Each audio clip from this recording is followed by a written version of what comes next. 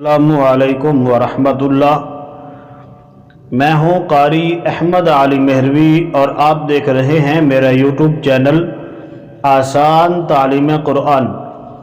नाज़रीन मोहतरम, इंतहाई अहम मसला लेकर आपकी खिदमत में हाज़िर हूँ।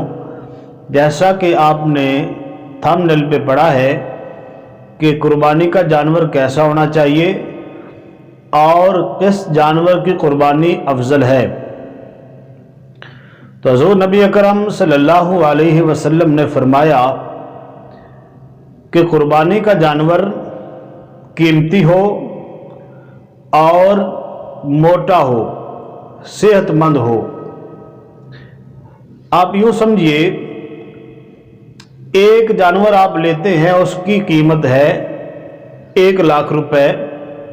मतलब आप बैल लेते हैं तो उसकी कीमत 1,00,000 रुपए है और वो मोटा ताज़ा है, उसमें गोश्त ज़्यादा है, और आपको 2 बैल मिलते हैं 1,00,000 रुपए में। मतलब 50-50 हज़ार के बैल मिल रहे हैं, वो आपको 2 मिलते हैं 1,00,000 में, लेकिन वो कमज़ोर हैं, उनमें गोश्त कम है।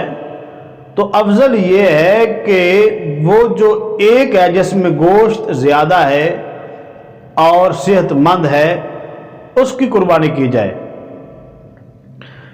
और नाज़रीन मोहतरम, ये भी याद रखें, जब भी महंगा जानवर लें, कीमती जानवर ख़रीदे, तो उसमें इरादा ये ना हो कि मोहल्ले में मेरी बल्ले बल्ले हो जाए, लोग कहें जनाब इसने तो बहुत बड़ी कुर्बानी की है। इसमें रियाकारी ना हो, बल्कि अल्लाह ताला की रज़ा हो। और आपने देखा होगा कि लोग गलियों में फिराते हैं, तो गलियों में घुमाना जानवर को, इसमें अगर तो ये नीयत है कि लोग कहेंगे जनाब क्या बात है, बड़ी इसने कुर्बानी ख़रीदी है, बड़ा इसने पैसा लगाया है, अगर दिल में ये इरादा है तो ऐसी कुर्बानी की अल्लाह को कोई हाजत नहीं है, कोई ज़रूरत नहीं है। लेकिन अगर ये इरादा है कि जानवर कुछ खुश हो जाए, जानवर को सैर कराई जाए, लोगों को दिखलाने का इसमें इरादा नहीं है, तो फिर उसमें कोई हर्ज नहीं है। और हमें भी ये हक नहीं पहुंचता, अगर कोई बंदा जानवर को फिराता है, गलियों में घुमा रहा है, तो हम उसके बारे में कहें जनाब ये तो रियाकारी कर रहा है, ये लोगों को दिखला रहा है, ये इसने 10 लाख की कुर्बानी खरीदी है, तो ये इसका मकसद लोगों को दिखलाना है। हमें हक नहीं पहुंचता, क्योंकि ये मामला दिल के साथ है, और दिल के मामलात अल्लाह ही बेहतर जानता है। तो हमें भी हक नहीं है, और जिसने कुर्बानी खरीदी है उसको भी चाहिए कि सिर्फ और सिर्फ अल्लाह ताला की रज़ा हो, अल्लाह ताला की खुशनुदी हासिल करना मकसद हो।